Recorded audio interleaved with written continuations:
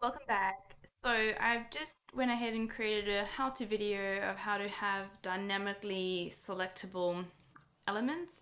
And I went to produce it and I noticed that I recorded it without any sound. So unfortunately, this isn't going to be the step-by-step process that I'd hoped it was going to be.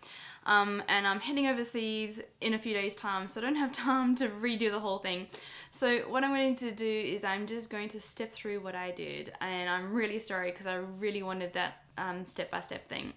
So let me show you the end result. So the end result is that we have a document generation. This is server side. And this is a contact ID that we're searching on. So when we click on next, it goes through and it gets all of the cases that belongs to this contact, and it shows us a list of all of the case origins. So this could really be anything, but for this example, I chose case origin. And the idea with this is that the user can select a case origin. And if you have a look at this data JSON, when I select on email, you can see that something called selected case origin pops up, and we've got origin email there. And then if we click on phone, that grows as well, and same with web. And then if we get rid of everything, you can see that that disappears, and then we get presented with this error message that says at least one case origin needs to be selected. So if I go back into my OmniScript, let me step through exactly what's happening here. So this is this one here, and this is version 6. So I actually did have it open before, but I want to show you what's going on. So there's a whole bunch of different things happening, and I will step through each one. Not quite the hands-on that I'd wanted it to be, but it'll just be a bit of a show and tell, I suppose. So the first thing that we have is our get case origin integration procedure, and I'll start by opening that one up first. So we go into our integration procedures, and we have got case origin. And what we'll see with this is that it starts off with just get case origin. So let's go back again and we'll go into our DataRaptor and we'll find our case origin over there. So this is a really small DataRaptor extract. It literally is just searching on case. It's going with the contact ID and we're providing it with ID. And there's no formulas. The only output is the origin. And if I have a look at the preview, I've got my test contact there. And if I execute that, you'll see that what it does is it presents me the list of the origins and they are repeated. So there's quite a few emails there, phone, email, web. It's not sorted in any way. And you can see that we've got duplicated values. So by putting that into an integration procedure, we have the first line, which is get the case origin, and we're sending in just additional input. We're sending in the ID. We've got a response JSON node here of dr extract. And the reason why we're doing this is because the very next step is sort and dedupe. And this is just a list action. So down below here, I've dragged in list action. And I'm saying, I want you to merge my dr extract list. So that's the one from above there. And my merge field is origin. And why we're doing this is because by merging on the field origin, it only presents you with unique values. So when I preview this in a moment, you'll see that we've only got 3. And then I've gone ahead and I've added in some sorting as well. Okay. And then my extract for this is just sort and dedupe. Okay. And sorry, we've got a cat that wants to come and sit on my lap now. We've now got a response action, and in there I've got my sort and dedupe, which is the extract or the output from this step here, and it's presenting that to the screen. So if we preview that and execute, we're presented with only email, phone, and web. And if we come through the debug log, I'll show you what's happening exactly. So this is our case origin, and you can see that it's presenting and exporting everything that we saw in the actual DataRaptor. We then have sort and dedupe, and it's only returning those 3. But if we look at the sort and dedupe debug, what was actually sent through to it was the complete list there. And so this integration procedure allows us to only show the 3 values there that we need. Okay, so coming back into there, we then have an additional step. So first step is get the ID. Second step is get me the case origins using that integration procedure and the DataRaptor extract. And in my third step, I'm saying, hey, get the standalone LWC, whatever that might be. So this is actually a combination of a FlexCard and also an LWC. And I'll show you why we had to go with actually creating our own LWC. But first things first, let's go to the FlexCard. And I'll show you what that looks like. So we've got case origin there.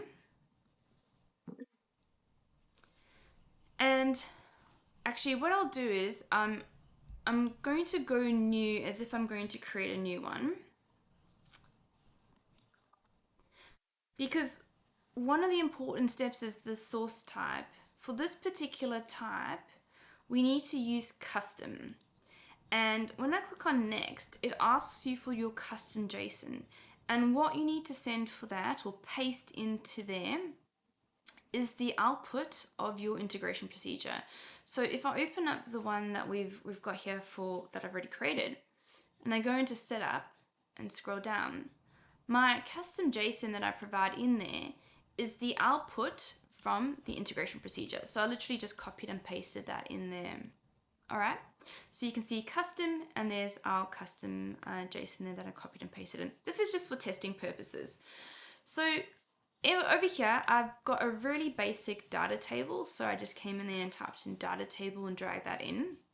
A few of the properties that I set, it's worth noting that the records that it uses is records, and I will refer to this in a moment when we have a look at our LWC in the OmniScript. For attributes, I've decided to get rid of the edit and I think the sortable that it was there. And I've decided to hide the header table because it was in a gray and didn't really fit the OmniScript. And I've also allowed the user to select a row. So previously it was just a list of those case origins rather than giving the user the ability to select them. And then coming down, I didn't select anything else. But what is important is under setup and repeat options, by default that's selected. And so what that means is you can see there's 3 responses here. I actually had this card repeating, or this record repeating 3 times. I only wanted to show once, so I got rid of that repeat records there. And then I activated it, and under publish options I did have trouble seeing the things there. But under editor, I can see that it's going on the record page, the Lightning app page, and the home page too. And one more thing before I forget, we do need to also enable that OmniScript support. That allows this FlexCard to be on my OmniScript and interact like that. So if I show you a previous version of my OmniScript, so we'll open this one now. So I'm using version 6 at the moment. If I show you version 5, and I'll just confirm this is the right one. It's not, so we're going to go version 4. Okay, so in version 4, what I did is I went into build and I searched for Lightning web component, drag that in, and then for my, let's just click on that again. For my Lightning web component name, I just went and selected the FlexCard that I created. So this is the straight up FlexCard showing. And if I preview, and sometimes LWCs don't preview nicely in OmniScripts if they're not activated, so we'll test that out. Yep, didn't work. So I'm just going to activate that. And another thing that I found while I was doing the development for this is that a lot of times my latest change won't show, or like you just saw there, it says, you know, I can't find it or whatever. what I tend to do quite a lot when developing this sort of stuff is I'm in Chrome and I just empty cache and hard reload, and quite often that will fix my issue. So I highly recommend getting used to doing that. And if it happens again, well, then you've got a bigger problem that needs to be resolved. So coming in there and going next. So this is just my straight up FlexCard. If I select one of these values, notice this data JSON, nothing's happening. So even though it looks very nice and that it might work, you're actually not capturing any of the user's input. So this, I found this a little bit frustrating when I was creating my example. And I actually had to go online and look at a number of different sources. So I will link these in the description. There was an amazing lady who took the time to create her own videos showing how to create an LWC. And she also then provided the LWC code with the JavaScript that then sends this data back to the input into the data JSON there. So I'm getting a little bit confused with how many things I've got open here. So I'm going to, it's saying deactivated, but it's actually activated. I'm just going to clean up a little bit here.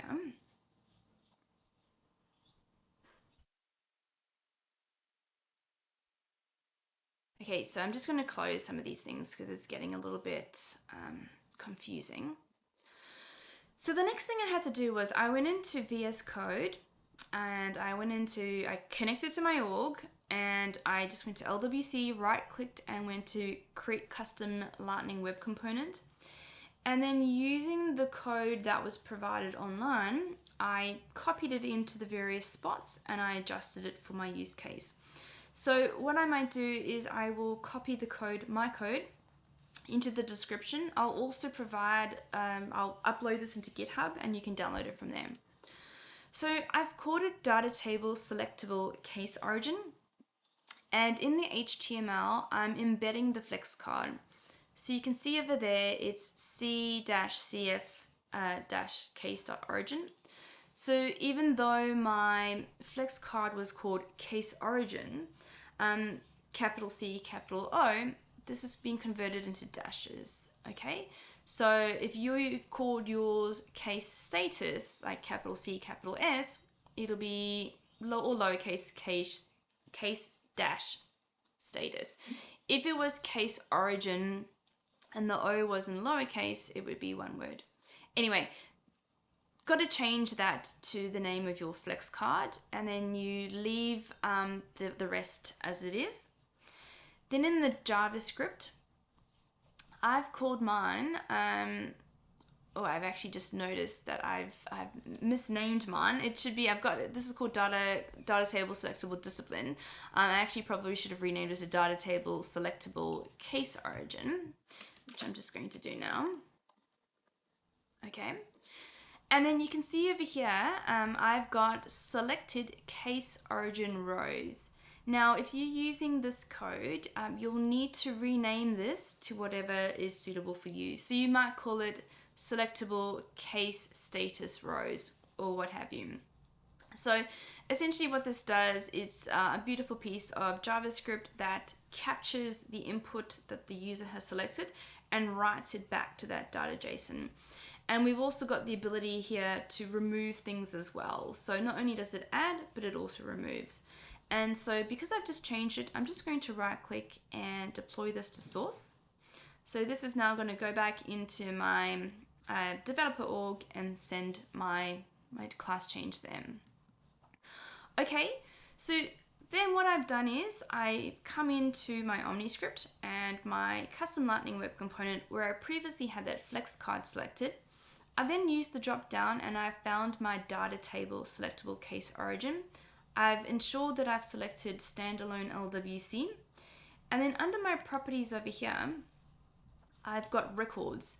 Now, if you remember when we showed you the FlexCard, or even in here, you can see it's got, where is it? Records. Here we go. So records. That is what we're sending in. And in my scenario, I'm sending in my case origin list.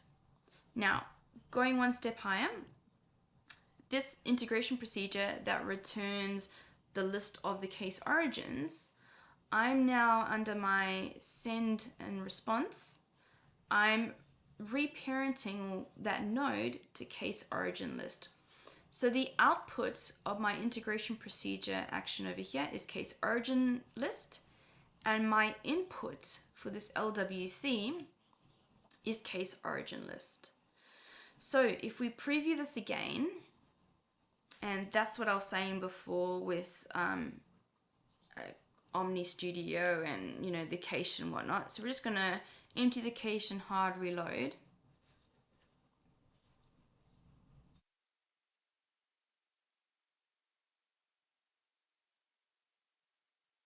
And we'll preview again.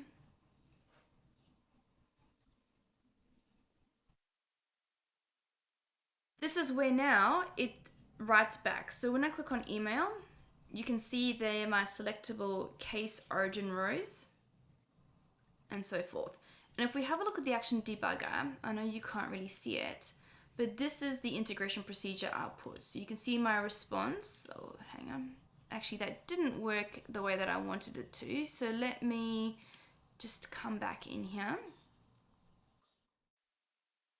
Okay, so what I have here under my remote options is I'm only sending in my extra payload, but for some reason I've got everything setting up here in remote options. So I'm just going to remove my object ID and put it there, and then just delete that.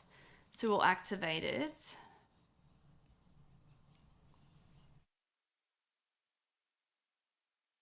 All right, so let's preview again. So we've got our option or our object ID, and we can see that we are now sending in the ID and we're getting the response. So what happens now is that when I select email, for example, and then click next, it's running this other data extract called dr get contact cases by case origin. And you can see that the request data is the ID, and then also our selected case origin rows array. And what's important now, if I actually open up this DataRaptor, let me get it there.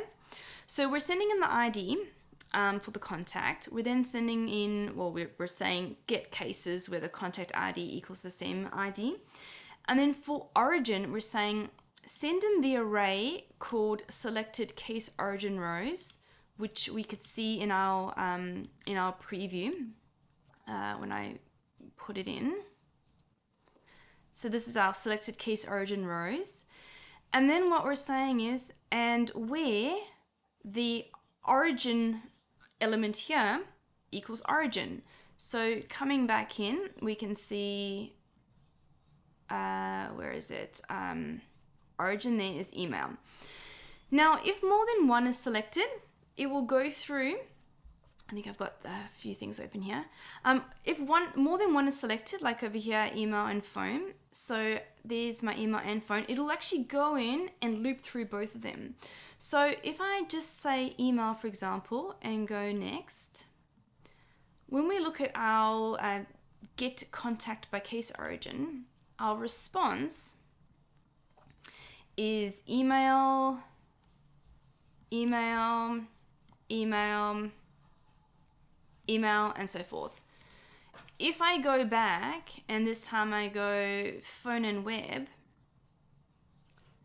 we can see that the request data was just the phone and web one. And when I look at the response, we've got phone, web, and so forth. So by using an initial DataRaptor to go and extract the case information, we can show the users just the relevant details for that particular case. So in this example, all I've got is an object ID. Now, in a previous video, I showed you how you can actually put that as a button on the contact, which is the preferred method. I haven't for this example because I just want to show you the actual, the way to do it. And then what we have now is then we're then interrogating that particular, all the cases that belong to that contact ID. What we could have done instead though is say, hey, also let's filter further. What is the start date for that case? What's the end date? Is the case open and closed? What is the current status? So now we can have lots of different selections that we can then ultimately send to that DataRaptor extract that generates the document in the end. So this is a really simple one, like I said, but there's no reason why we couldn't extend it further and really guide that user to get the specific scenario that they want. I don't think it's ever going to be, or not quite yet, as good as the reporting functionality within Salesforce.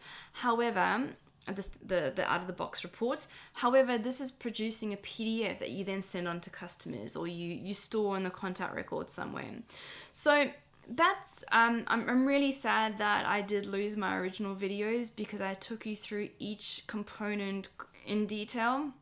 It would have ended up being a really long video, but as I mentioned, I am going away for a few weeks, so this is the best I can do for now. I really wanted to show you something before I go.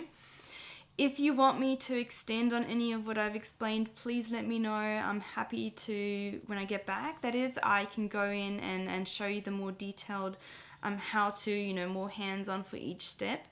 But hopefully this gives you a good idea of where you can go with this. And I want to say thank you as well. So many people have left some really good comments, and which motivates me to make more videos for you. So thank you so much. I really enjoy helping people and sharing what I learn as well. So going on from here, I am going to put in specifically the LWC config, like the HTML and the JavaScript. I'll paste that into the description.